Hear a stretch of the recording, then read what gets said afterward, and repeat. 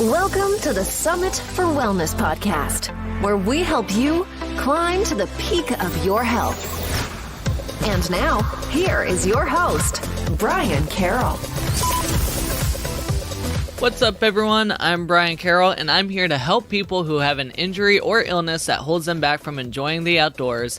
And today, we are going to be talking about a gross topic. So here's a little backstory. I took my cat in for a checkup, and the vet was talking about how we should deworm our cat since he hangs out in the chicken coops around the neighborhood. She also mentioned that cats get worms from licking their fur and also eating the fleas that's in their fur. So it is recommended to deworm animals every couple of months, if not more often than that. So it got me thinking, if it is that easy for animals to get worms, and we should deworm them pretty often, why don't we ever talk about that for humans? Over a quarter of the human population doesn't have access to adequate sanitation, and over 11% doesn't have access to clean water. And that is only the water we drink or bathe in. That doesn't even tap into the other ways to get parasites, like food not being cooked to the right temperatures, or even things we touch every single day.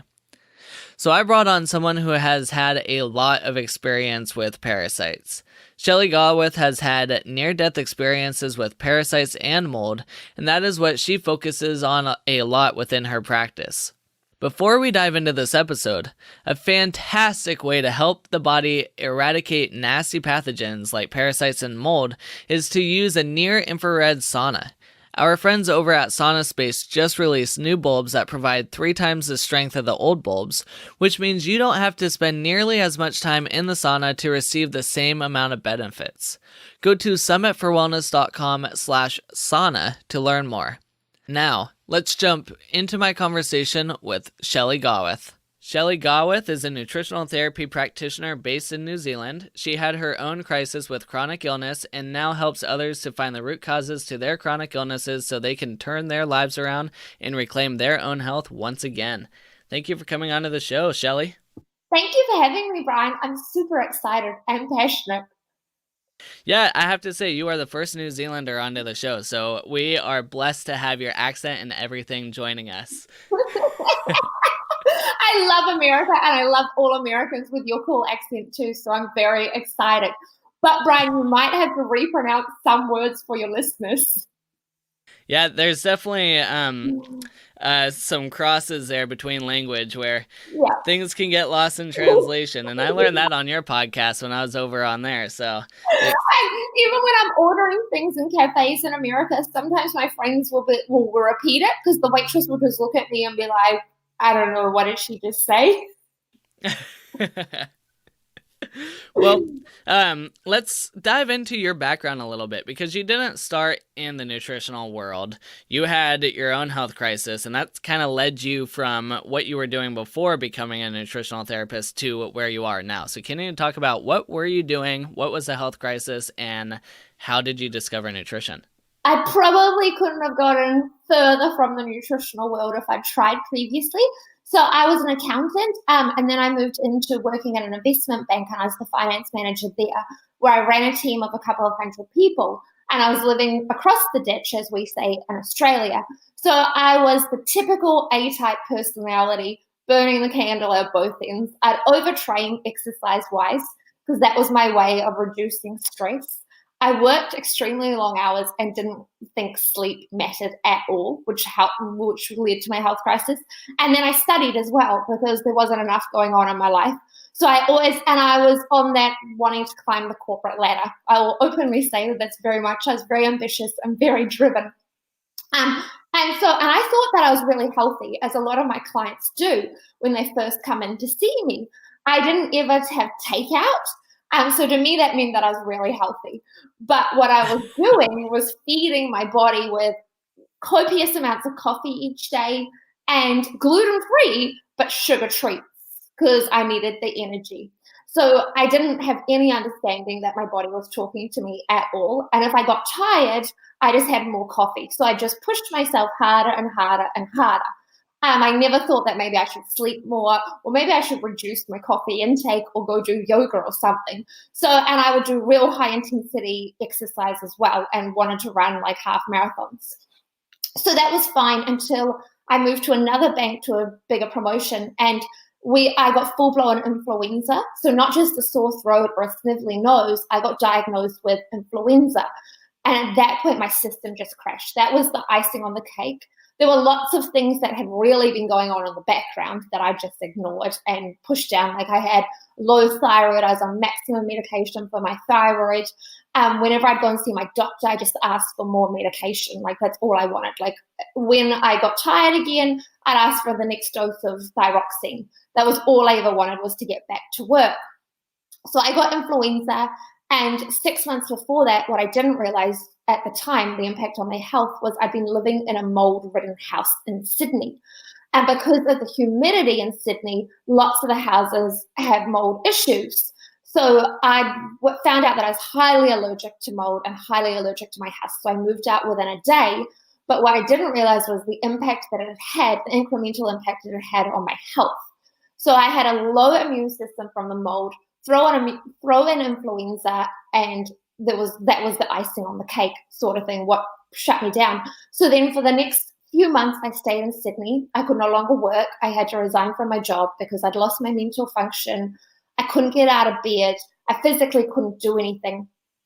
It got to the point that my doctor was like, actually, you're probably going to die, so let's hospitalize you.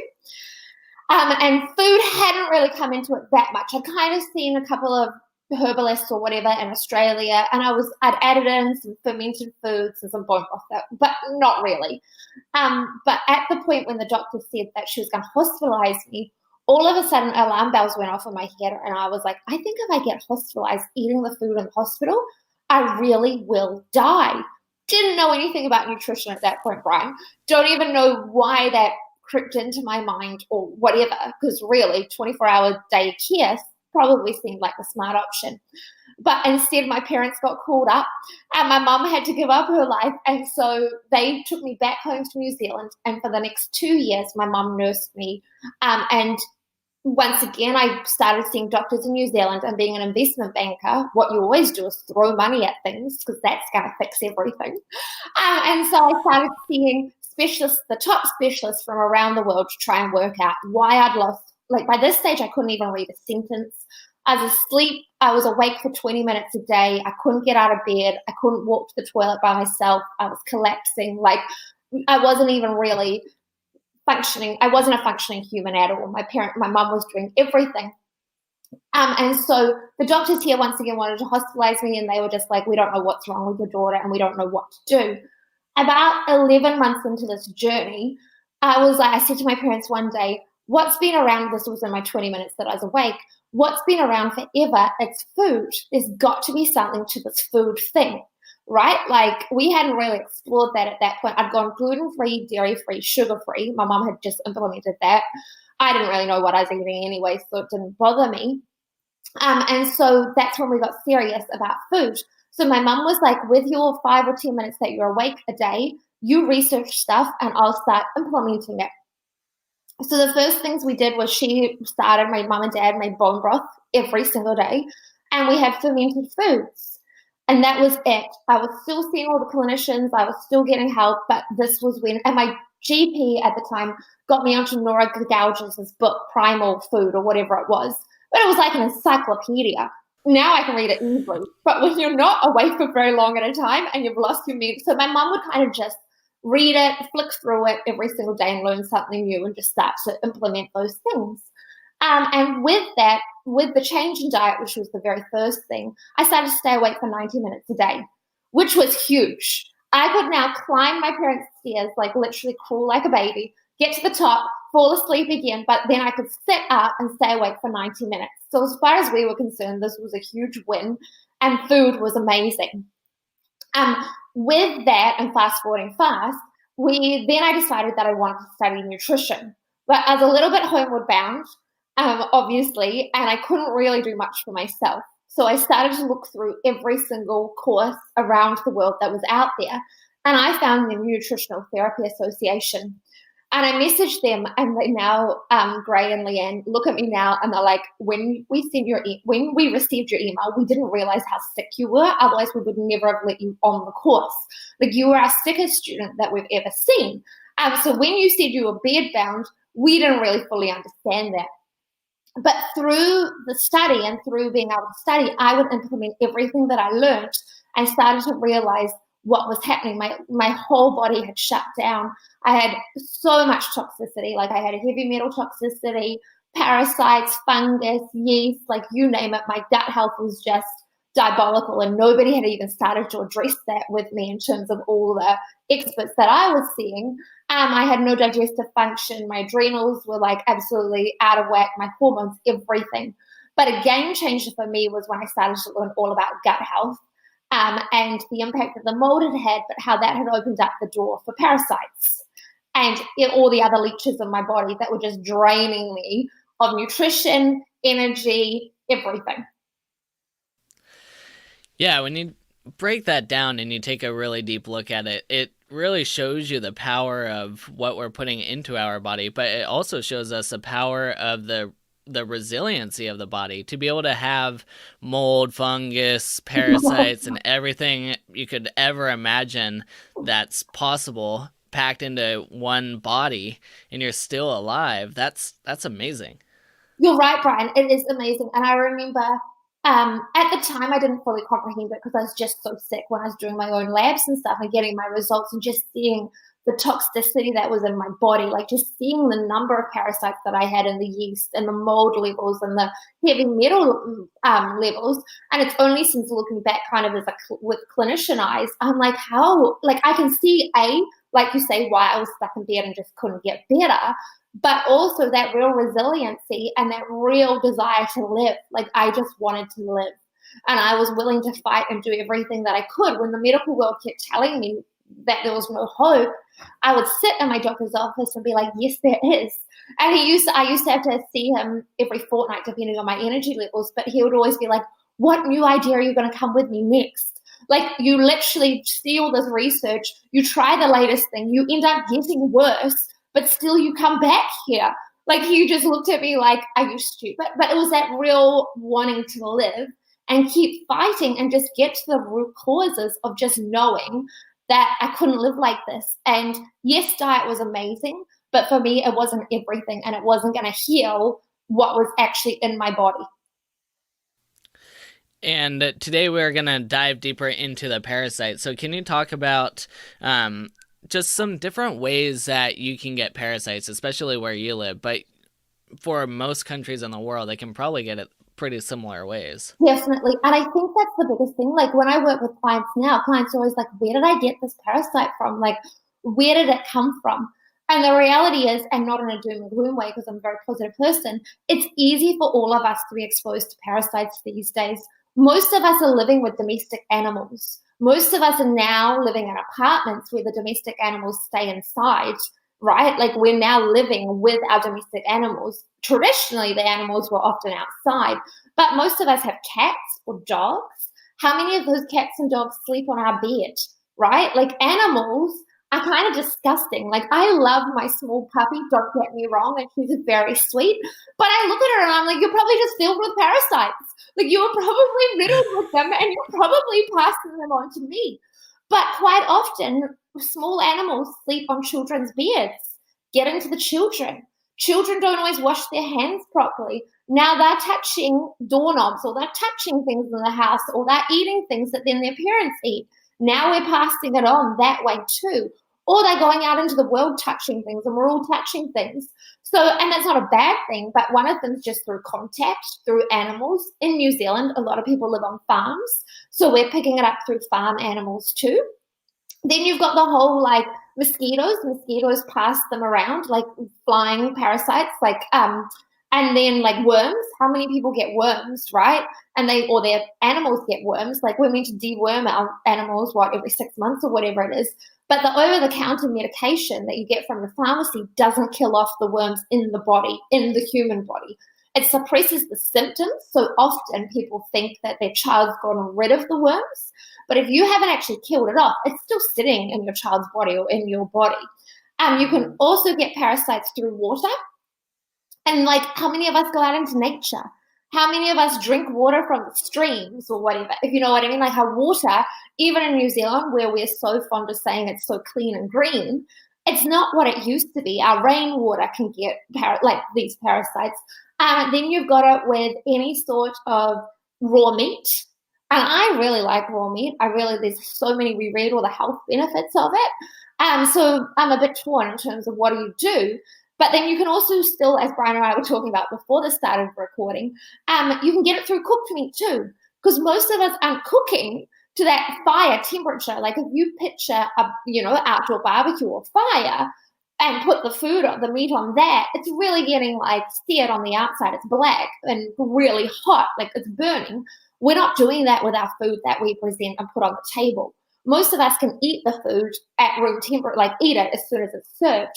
So we're not, and then also through fruit and vegetables. So even when we say that it's super safe to eat fruit and vegetables, that's also, and another one that I actually learned recently, Brian, when I was looking into all this, is pigs. Pigs, like some of us realize that they're quite dirty.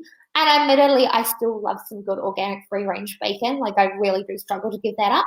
But the reason why they're also parasitic, like riddled with them, we just think of pigs being dirty. But what I actually found out recently is they've got no lymphatic system. So they've got no way to flush these toxins out of their bodies. Yeah, so if you do a quick Google search for parasites in pigs, you can see some pretty gross stuff. And that's usually from like pig farms. We actually grow our own pigs every single year, and we had one year where we had some heartworms in the pigs, and that was the first time like we've ever seen worms in our food before. But then after that, we started to deworm them before it was time to turn them into dinner, and we haven't had any issues since. So definitely know the farmers, know the sourcing, and make sure that they're taking really good care of the animals, because that will definitely lessen the worms and the parasites that's in the meat that you're getting. Definitely. But like, so interesting that you saw it firsthand. Yeah, and it wasn't that many, actually. If you looked at it, you could see a couple little heartworms, but it wasn't like, I mean, we don't eat the pig heart anyways, but the rest of the meat was totally fine. So. Interesting, eh? So that's how it creeps. Like, how many of us know the pig farmers, right? Like, we might be sourcing organic free-range food now, but there's still, like what you say, like you were growing it yourself and it still turned up. Yep, and we had no idea that was even a possibility until that moment, and then that's when we're like, oh, this is a thing that we need to look into. But yeah, so you definitely can get it, and that's from, a really clean area where we raise them. And so if you think about most of the food that you're getting from the store, and it's, these pigs from these big farms have no room to move, and they're all just sitting in each other's slop all day long. Yeah, it's pretty gross. When you look at those images, it's pretty gross. And the other thing is, if you've got a parasite, you can pass it on to others. Right? Like, that's the other thing. That's, like, it's easier to spread. It's chronic, if you know what I mean. So once you've got one, and, like, most of my clients I see have got parasites, and they're well-educated, privileged people. So this is not, it doesn't affect, like, status or classes or anything like that. Like, this is everyone. You're not immune to it because you live in a big apartment or you live in a nice house or whatever it is that we think. And so if you've got one, it's easy to spread them. And how many of us spread them to our partners and our children? So yummy.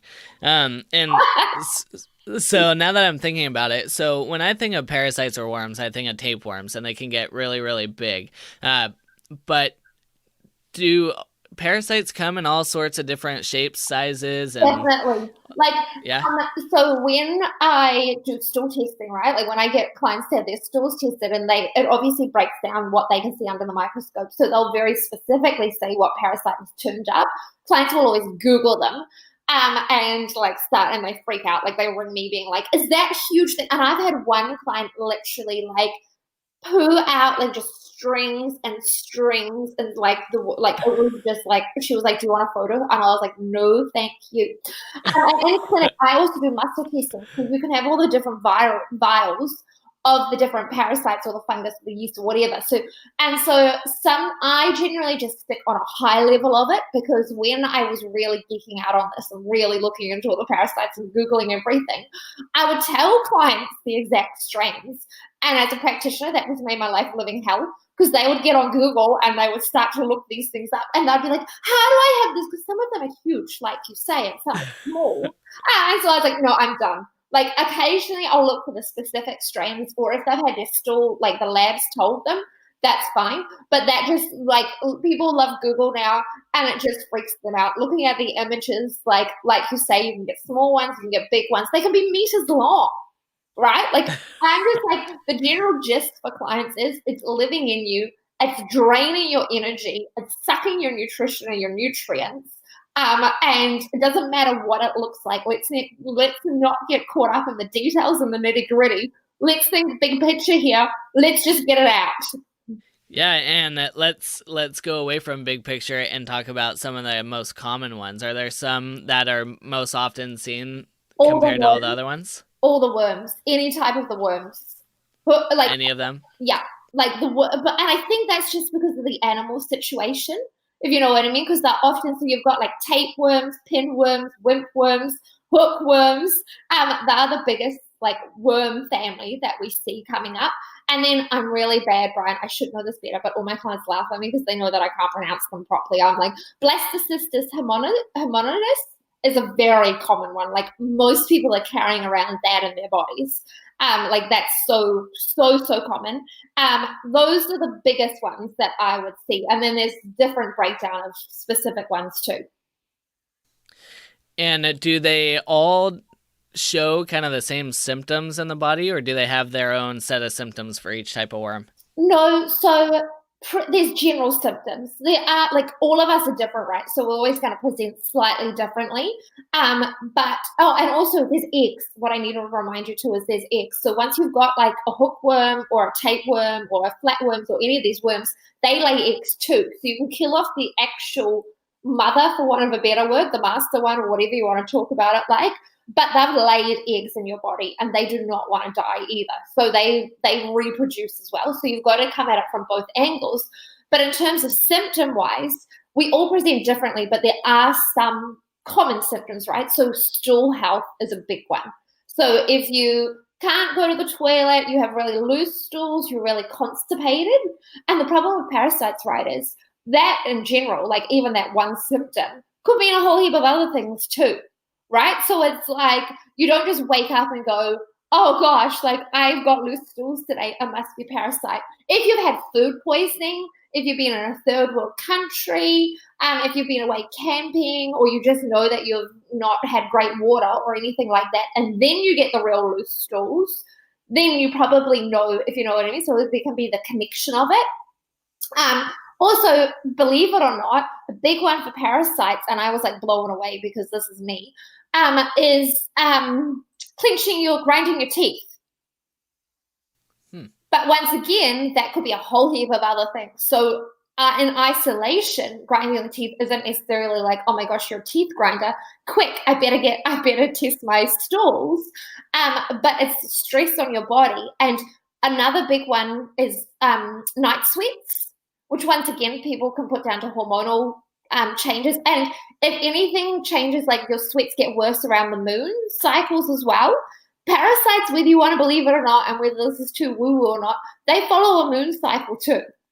I like to think of it kind of like the werewolf, you know, like that we all grew up with in the movies, and he comes out at the new moon or whatever moon it was. It's kind of like that.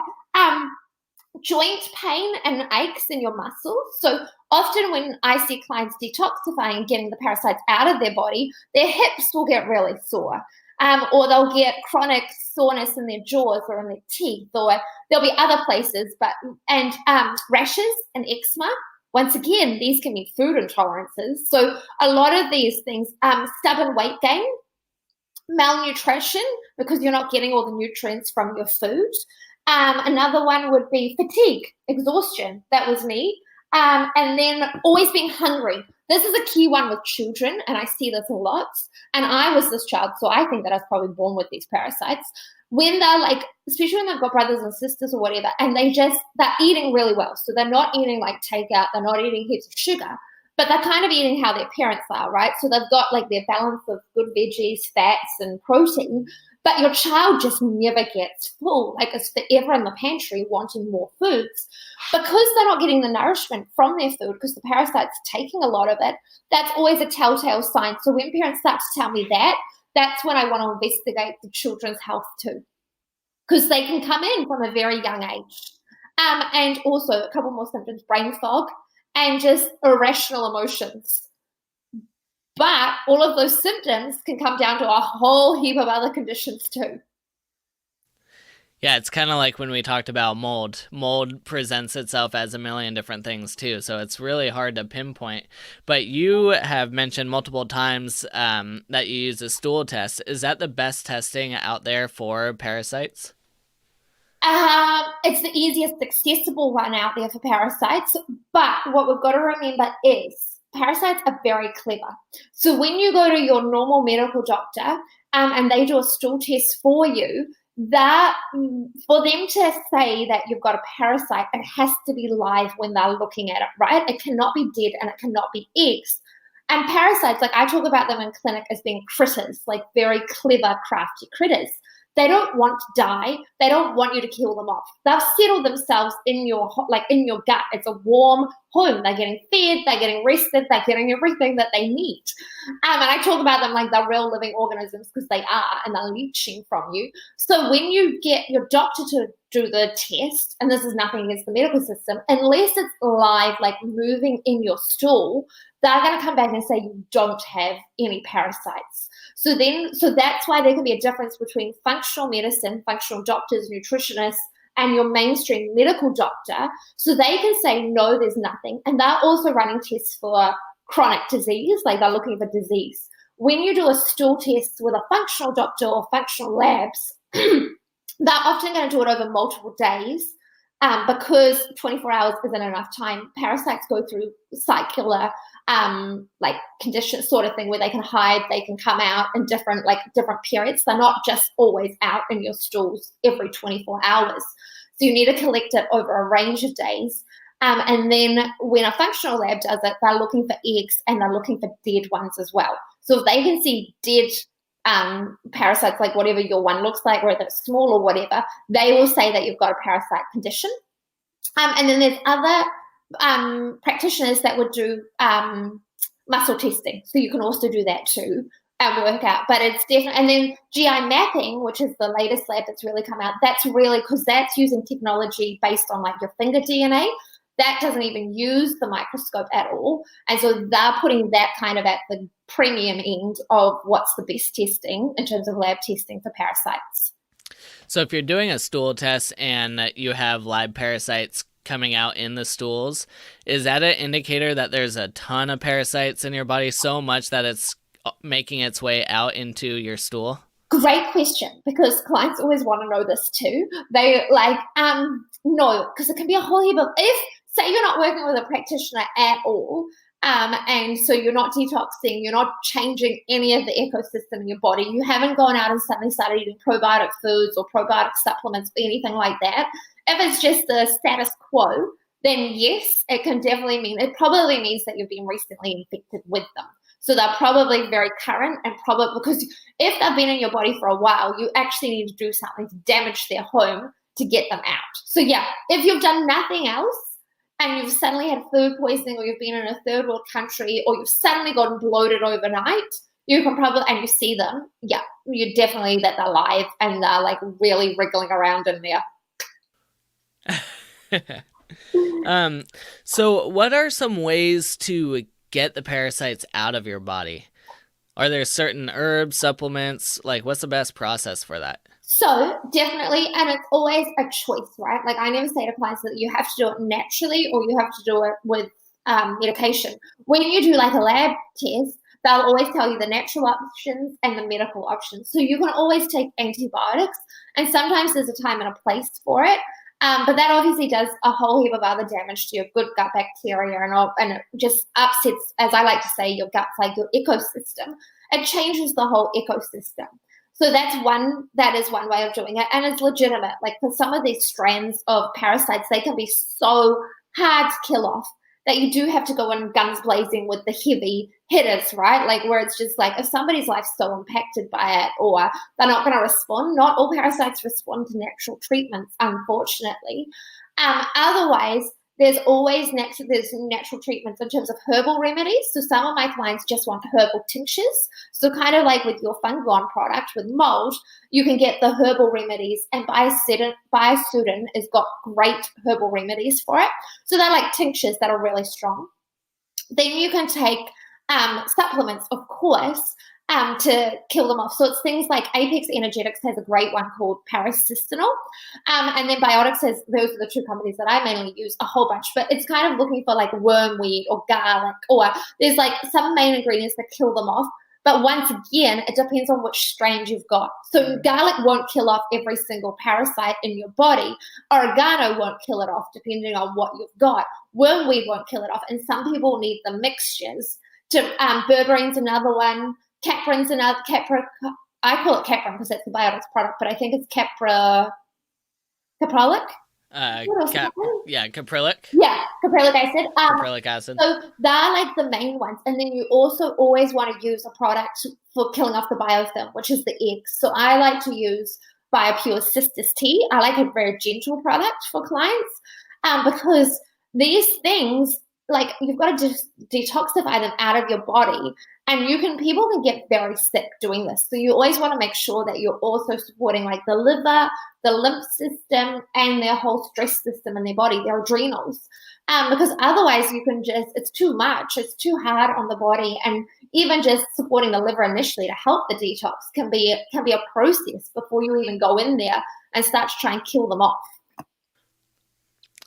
So if I wanted to see if I had parasites and I start taking high doses of garlic, would I start seeing things wiggling around in the toilet? Well, great question, because I get mixed replies. So some clients see it straight away. Like that's where I've had clients peeing out or pooing out like films and films of white, like just pieces of string, like literally. Other clients and even young kids will see speckles, like heaps and heaps of white or black speckles, right? Their poos will just be filled with them. Some clients just get explosive, like watery, diarrhea stools, like where it's just like explosive, like don't really see anything. Some will see black little bits or like kind of like nits in their stools. So some people will see heaps and other people see absolutely nothing. And the only reason they know it's gone is because their symptoms have changed or they've done another lab test. So some people's experience, and it's really funny because my clients that get the experience of seeing nothing feel disappointed and ripped off. Like they are like, what was this process? Like this sucks. And all my clients that see stuff are like, oh, I wish that I didn't see anything. They hate it.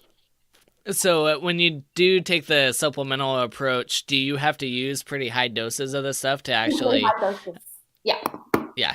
Definitely. And that's you want to be supporting your gut, your liver, and your lymph system, and make sure that you're not in a stressed out state, which is the irony, because you're in a stressed out state because you've got parasites.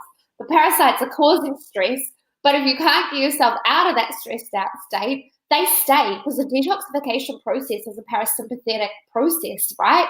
Like you've got to be in that rest and relax stage. But how do you do that when you've got these toxins living in you? So you're in this total stressed out state. So that's why sometimes it can be too hard doing it naturally for some people. And once you've done these high doses, you now need to really rebuild your immune system and also your gut health. Like you want to feed that ecosystem as fast as possible as well and really heal that gut, because you've totally annihilated your gut lining by the end of this. So like someone for like you who had parasites, mold, all this other stuff, your gut was destroyed, where do you start? Do you focus on trying to rebuild the gut? But you can't really rebuild the gut if you have mold and parasites and all this stuff going on. So where the heck do you start there? Great question, because it's the catch-22. What do you do first? And I've got a client like this currently at the moment. She's a mum and she's like, she's got a huge amount of parasites on her body, mold, all sorts of different things, and barely can get out of bed. So, and this was my story too, but every client's different, is once again, you need to get, which sounds really counterintuitive because it's like, what? You're not dealing with the gut. You actually need to get the adrenals. You need to support the body's like the cellular health and the adrenal health because you need energy. Like your body, and I say this in clinic to clients to help them explain it, your body's putting up a huge fight. So yes, you're going to take these supplements to do it for you, to help do it, but your body still needs the energy to actually be able to kill them off and flush them out of your body. So you want to really support the adrenals and the liver, because where is all this dead stuff going? Your liver's got to detoxify it. So most of us, so for example, my journey, yes, I had parasites, yeast, fungus, mold. I had it all. So do you think I had any sort of liver function at all? If you know what I mean, in terms of my liver was like so hammered. Like it had been trying to look after me and do everything that it could. So if I now threw in all these like high loads of like, and I remember when I was getting rid of them, like ADP or oregano, the main ingredient in it, I was taking 12 a day. Like that's a huge load that I'd never get a client to take. But I needed the adrenal health and the liver support to be able to get it out. So I focused on that initially and really trying to calm down my body. And then the problem is also is you kind of got to get to the jaguar in terms of what is the top one for you. So heavy metals, parasites, and mold kind of all go together.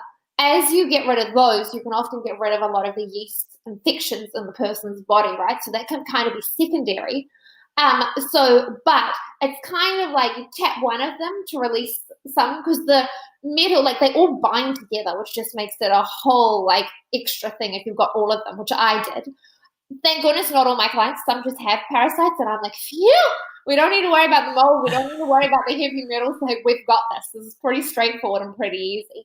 And so it is a case of which one, it's kind of like Tetris. I don't know if you guys play Tetris, where it's like, what can you get to like collapse the wall? So it's like, what do I need to do to get the most impact on it? And so stuff like oregano works for parasites, it works for mold, it works for a bunch of things, right?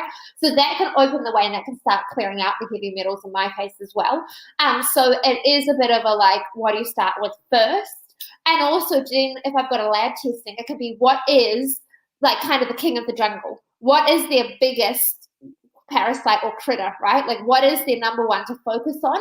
Can we get rid of that and get rid of a whole bunch of others? Or do we need to build the person up where we get rid of some of the smaller, low-laying or low-hanging fruit, get that out so it brings down the stress on the body, and then they'll be able to detoxify the rest because they're in a less stressed out state. So it's very individualized on the person, what their health's like, what the rest of their body's doing. And if you've picked it up from a third world country, right, you just got food poisoning or something, it's pretty, if you've been in good health pre that, like I had one client at the beginning of this year, young girl, 24, great health, went to Thailand for a few months, got food poisoning, suddenly got bloated, stools changed. She was in it, like when she came back, it was easy. Like we could go straight in there and it was such an easy process. She's kind of like, this parasite thing, got weight loss overnight. I think it's a dream. I'm so happy. If you know what I mean. So it definitely depends on the circumstances and the age as well. And so if you're on a pretty hefty protocol to get rid of parasites, then the protocol for after that protocol must be pretty extensive to rebuild the body and rebuild the gut too, I'm assuming. Totally. It's not all over. And also, the counterintuitive part is even when you're on the protocol to kill off the parasites, I say kill off, because people get that, you still want to keep, this is the irony of it with clients, like, what? You want to keep on taking nutrients to heal your gut, even though I kind of think of it like a brick pathway where you've come in with a sledgehammer, which is kind of what the supplements are to get rid of parasites. You're breaking it up, but you want to keep smoothing it down at the same time. Because if you stay in a state of stress with your gut, you're now stressing out the parasites. So you're on this, so you're kind of like bit by bit. And so once we finish, yes, you're getting all the benefits of the gut healing and you really want to heal your gut and you really want to nourish it. And that's like, I'm big into just feeding your good gut bacteria with food, like big into diet. But if you've been on a huge protocol, that's when you kind of want to make sure that you've got all the strains coming in. Like, and I have personally, and I do with clients, I will use probiotics at that time to repopulate the ecosystem and put all the good things in and then maintain it with diet. And for you, probiotics, are you using spore-based probiotics Yeah, or a I mixed really like variety? a variety, but I do really like the Megaspore brand. They're like one of my favorite. Yeah. But once again, when you do the stool testing, if there's a specific strain that somebody needs because they're just so low in it, like Saccharomyces boulardii, another one that I'm bad at saying, I will heavily populate with that too. Because like an ecosystem, if you're really low in the good gut bacteria, you open the doorway for the bad ones to come in as well. So if it needs to, so that can also be, you can be detoxifying some of the bad bacteria without even taking something strong, just by repopulating all the good stuff. Yeah, and if people want to learn more about the Megaspore probiotics, we had Kieran Krishnan on the show in episode 57, so you can swing over there and listen to that episode as well. Well, Shelley, is there anything else that you want to touch base on when it comes to parasites? No, I think the main thing is you just want them out of your body. Because the biggest thing people will say to me is they don't even like what happens with Health Rider when you pick up these things is it often is incrementally a decline, and we just adapt and we just adjust, right? Because that's all we know, and humans are really good at adapting. It's our biggest strength, right? Like that's what we do. And so it's often once clients get this out of their bodies, like move on, and they're like, oh my gosh, I can't believe how much of my energy was being sucked out of me. And I didn't even realize that. And I say sucked because literally they're like leeches sucking it out of your body, right? So most people are like, oh, it was a game changer in terms of just how much better. They didn't necessarily have that many symptoms or they didn't recognize their symptoms. But energy-wise and brain health-wise, they just felt amazing. Awesome, Shelley. Well, my final question for you is, do you have a morning routine? And if so, what is it? I do have a morning routine. I love to I'm one of those annoying people that wakes up before the alarm every single day, excited to get out of bed, don't like to rush. It's the total opposite to like my investment banking days. I get up, I turn on the jug, I make a hot drink no matter what. Like I don't care if I have to wake up an hour before my gym class to do this. And then I always go to the gym every morning or a yoga class, come home, check my emails, and then I'll start getting ready for the day. Awesome. Well, people can find you at shelleygawith.com. That's SHELLEYGAWITH.com. Where else can people find you? On Facebook and Instagram, the same way. So we've started really sharing all this information and doing lots of interviews to get the information out there because so many people don't realize the impacts. And then I do a podcast that you are on with my friend Leah, and that's low carb conversations as well.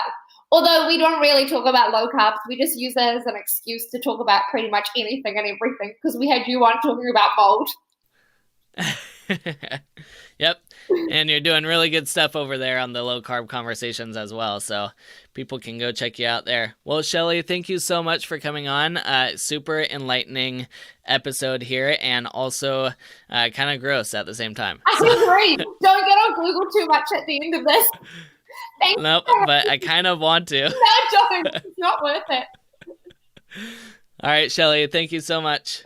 As you can see, parasites are everywhere, and the majority of people do have some sort of parasite in their system. It's when we are overloaded with parasites that cause the most problems to our health. So it is a good idea to do a parasite cleanse every now and then just to keep your body clean, especially if you have ever traveled anywhere that doesn't have the best sanitation practices. So are you ready to take your health to the next level? If so, our health programs are designed to help you make lasting changes to your health. With our habit-changing process, we walk alongside you on your health journey, making sure that you are successful and feel like the best version of you. We only take 2 new clients every single month, so to learn more, go to summitforwellness.com/ready. Next episode, we have Dr. Gordon Peterson on the show. He has 5 doctor degrees and has worked with some fascinating people in his life. So let's take a moment to learn more about Dr. Gordon Peterson. We are here with Dr. Gordon Peterson. Gordon, what is one unique thing about you that most people don't know? One unique thing about me that most people don't know is how much I love the outdoors. I love to go hiking. I love kayaking. I love to go riding on my bike. And I just so enjoy the outdoors. It's like a supplement to me every time I go out for a ride on my bike or go for a hike. Where are you located? Is it Colorado or? I'm located in Cedar Hills, Utah, right at the base of the mountains of Snowbird and Alta ski resorts.